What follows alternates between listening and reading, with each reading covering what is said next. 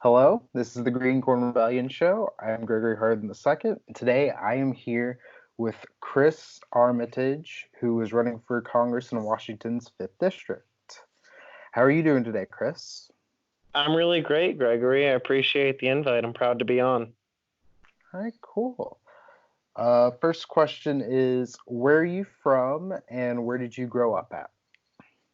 I'm originally from New York and New Jersey. I lived in Jersey till I was 14. And then we ended up moving to upstate New York, more rural.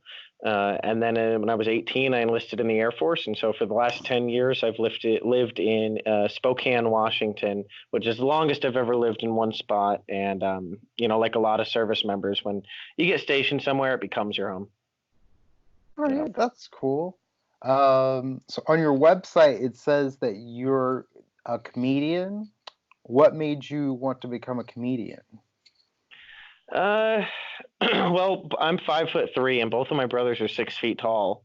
And so I've I used to do law enforcement in the military, and so I've always had a lot of reasons to get people to laugh to avoid, getting into physical altercations.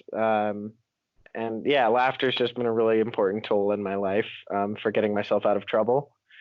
And I remember when I first early on when I was in the Air Force and just started doing comedy, they wrote an article that said, "Who says cops have no sense of humor?" And it was Hmm. about me doing comedy, but the other cops didn't have great senses of humor. It was mostly That's cool.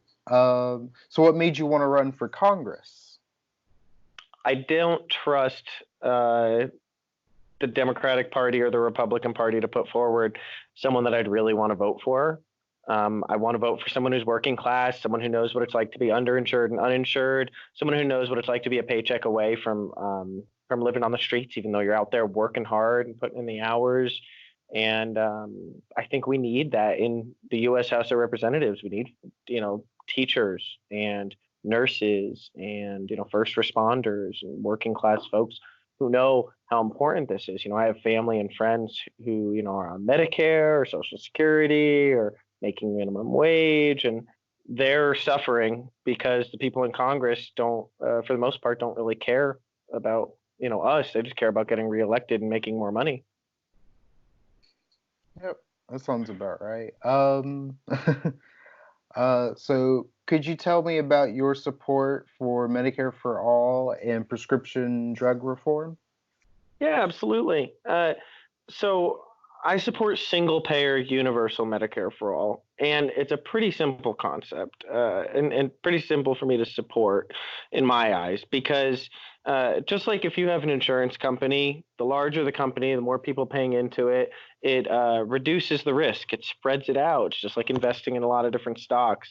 And so it makes sense, if you had a larger insurance company with a larger pool that have less risk and can provide um, lower rates. Well, it's the exact same as the government. If we just had everyone on the same plan, it spreads out those risks. Now, that's number one. Number two, preventative care will save us so much money. 5% of the people who use insurance right now, or 5% of people who receive health care right now, uh, they're responsible for 50% of the cost, so the super users. But it's not the same 5% every year. It's a rotating group of folks who, if they had, many of them had just had preventative care, it never would have become, a $250,000 or $1 million group of expenses. And then also, so that's the pragmatic part of it. Also, it would result in the greatest tax break to the middle class in human history, because suddenly your state, local, city, all your taxes wouldn't be paying for overpriced insurance plans that currently exist. You wouldn't be paying for every teacher's health care. You wouldn't be paying for, at every different level of the government, that expense would disappear. And even from my personal experience, when you're active duty military, you're on something called TRICARE, and you have medical facilities, even hospitals on bases. You walk in there, that doctor makes a salary. They don't make a cent more if they see more doctors in a day, not 1 cent more. And they make the same amount of money as an officer who works in any number of different fields, like security forces or logistics.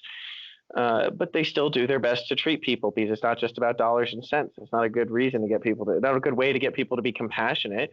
And I remember how, since they didn't have the bureaucracy of billing, they were able to just say, I want you to go down the hall and get an x-ray or an MRI, just because I think that's what's best for your health. And they wouldn't have to fill out all these forms to get approval and wait weeks at a time for an insurance company or an insurance adjuster to do the math. Are we going to financially support getting a test this person should probably have? So that's why I support Medicare for All. All right, cool. Let's see here. Tell me about your idea for an Income Justice Act. I support so I created the Income Justice Act because I think there's some things that need to be seriously addressed in this country. So some of the things in the Income Justice Act include the baby bond, which is a $1,000 U.S. Treasury bond given to every child born in the United States. It accrues interest over the course of their lifetime, and when they're 18, it becomes accessible to them, and it's worth more than $1,000 at that point. And it basically makes every baby a trust fund baby. Yeah, and then it also just like has Meghan McCain. Just like Meghan McCain, but all of us. That's one that's really important to me. Another one in there is, and that's not an original idea. Some economists have thought about that, and I wish I remembered their names off the top of my head, but respect to them for that. Another one is the $15 minimum wage tied to inflation thereafter. When the minimum wage peaked for adjusting for inflation, it was equivalent to about $22 an hour in modern money. Now, another facet to the Income Justice Act is a cap on executive pay, where the highest paid employee of a company cannot receive more than 100 times the total compensation of the lowest paid employee.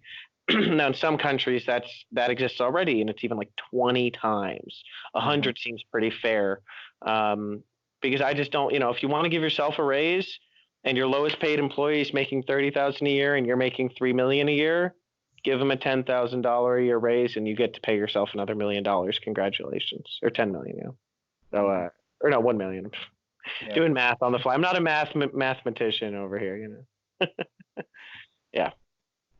I like that. Let's see. And you support the Green New Deal tied to a federal jobs guarantee, correct?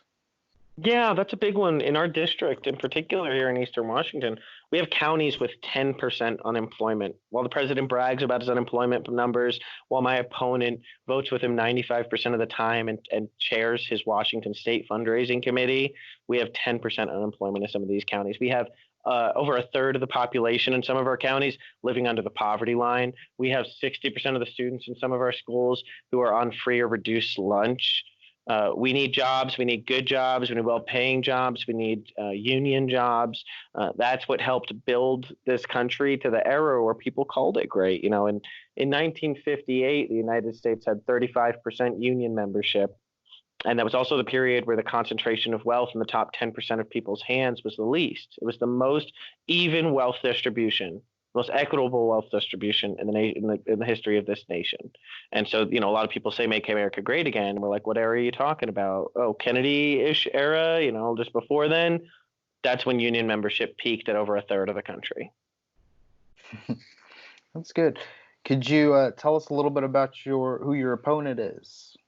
Yeah, my opponent is, I'll say that we have a state representative out here who was just called a domestic terrorist by the FBI for supporting armed white supremacist militias. And my opponent sought his endorsement and received it just a few years ago.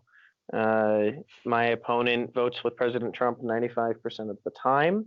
She, a few days ago, said that we need to reconsider Roe v. Wade. She was first elected. She's been in her current position. She was appointed to her seat in the U.S. House of Representatives in 2004.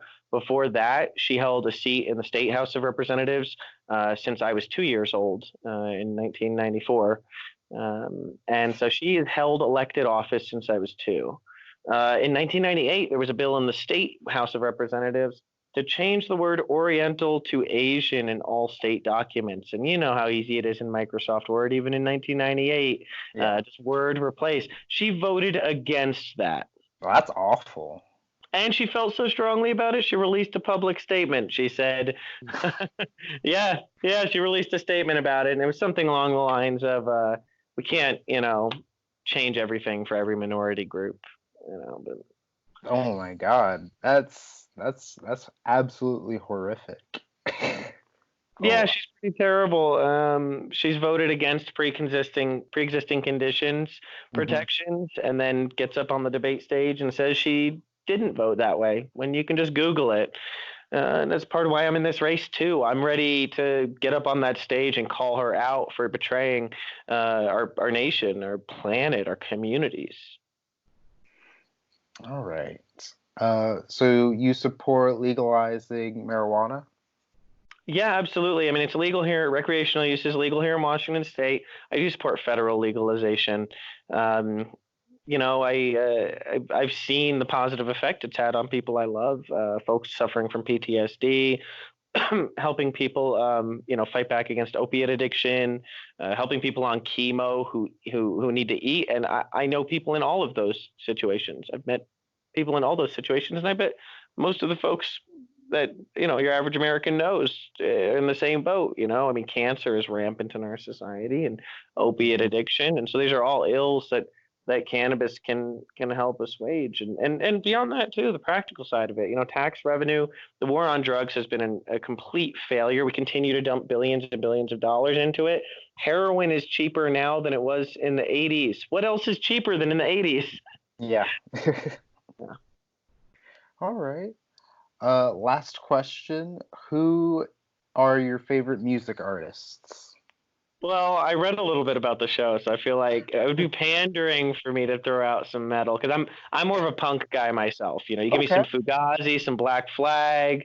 I mean, Henry Rollins stuff, even even his spoken word. I remember reading his book, "See a Grown Man Cry Now, Watch Him Die," when I was in a pretty rough spot, and that really spoke to me. My older brother was in a punk band when I was younger, so that definitely had an effect. They were called. Is it okay for me to curse on here? Yeah, go ahead. Yeah. They were called the Motherfuck Police, and I really enjoyed their music. And then we have a band out here in Spokane called Itchy Kitty. It's all mostly female punk band, very classic punk energy and style. But that's for live music. I mean, I can when I'm just going for a jog or something, I could listen to some Simon and Garfunkel. But if I'm out at a live show, I want some energy. And so that's and Listener is another band I really like live. Right, that's cool. And you said you like Henry Rollins and his band? Yeah, the Rollins band. Yeah.